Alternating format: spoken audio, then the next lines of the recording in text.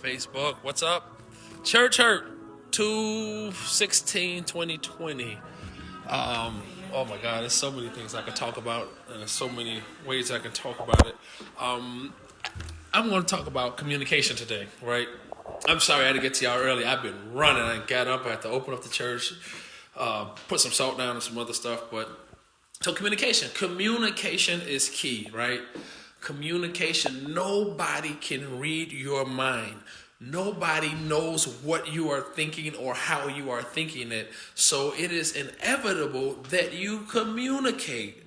Well, they always look me over. They don't never think about me. Nobody asked me how I was feeling. Nobody, well, what are you doing? Are you asking someone how they feel? Are you communicating with somebody else? Are you telling people what you're good at and letting them know your strengths and your weaknesses? Are you trying to grow? Are you letting them know, well, I can't do this or I can't do that? So you have to communicate so that folk know what you're good at, so we don't look you over, so that the church isn't continuously being marked. Well, the church did this and the church did that, and then everybody's all upset, and then there's all the attitude, and there's all the I do this, and then nobody recognized me for that or anything like that. So it's important that we communicate in church. It's important that you let people know how you are feeling. Yeah, okay, well, I'm an introvert. I like keeping to myself, and I don't want nobody to know, what's going on. Well, guess what? You're going to be struggling by yourself. Let somebody else know how you are doing. I'm doing good. Mama, how's everything? Let somebody know what's going on with you so that they can pray with you. They can pray for you. They can hold your hand. They can give you an extra hug. You might be needing an extra hug today. You might need something, prayed for. You might need something that somebody in the church can very well do for you.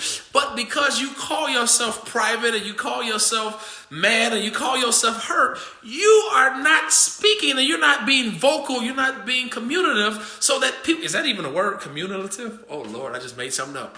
You're not communicating so that we know, or the church knows, what they can do to help you. So communication is such a key thing in your walk in the church. Communicate. Let somebody everybody have to have at least one or two people in the church they can trust.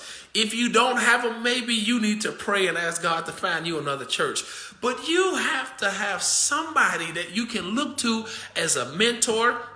You should have somebody you can look to. Oh, that's great, Mama. Great to hear that everything's going well with you. But you ought to have somebody who you respect enough to call your friend, your brother, your sister, your mentor in the church. You need that. It is inevitable. Otherwise, you need to go back to the drawing board and look at your walk with God, or your walk as a member of an assembly that's gathered together to worship and serve the one true and living God and his son, Jesus. So we thank you for your communicating. If you're doing that, continue to motivate somebody else. Continue. And if you are communicating, make sure you find the person that is to themselves, the person that's always hiding and in the background, and every now and then kind of encourage them and put them up, and so that we can honor them. We can hear their thoughts. We can know their strengths and their weaknesses, so we can grow together. The church is not an island. It cannot be ran by one or two people. It needs everybody to come together and work this job as a whole, as one big, huge body of believing, one huge family. We should be a family. We should work together. We should trust together. We should worship together.